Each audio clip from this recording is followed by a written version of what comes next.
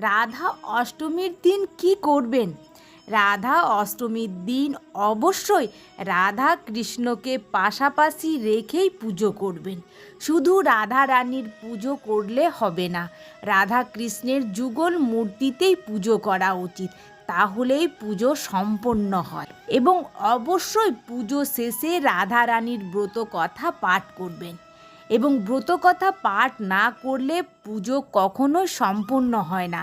তাই যদি একান্তই ব্রত কথা পাঠ করতে না পারেন, তাহলে অবশ্যই ব্রত কথা শ্রবণ করবেন, তবেই পুজো সম্পন্ন হবে। এবং পুজো শেষে অবশ্যই নিজের মনস্কামনা জানিয়ে ভগবানের কাছে প্রার্থনা করুন। আবার ওই দিন সন্ধেবেলায় অবশ্যই যে কাজ করা প্রয়োজন তা হলো তুলসী মঞ্চে বা রাধা কৃষ্ণের কাছে একটি ঘিয়ের প্রদীপ প্রজ্বলন করা উচিত। যদি সম্ভব হয় সন্ধেবেলাতেও রাধা কৃষ্ণের ব্রত কথাটি আবারও একবার পাঠ করবেন বা শ্রবণ করবেন। এদিন সম্ভব হলে কোনো দিন দরিদ্র মানুষকে কিছু খাদ্য অর্থ সাহায্য করুন।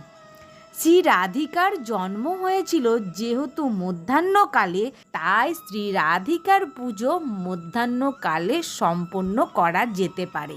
রাধারানী দিনের বেলায় আবির্ভূতা হয়েছিলেন বলেই দুপুরেই পুজো সেরে নিতে পারেন, রাত্রি পর্যন্ত উপোস না করলেও চলবে।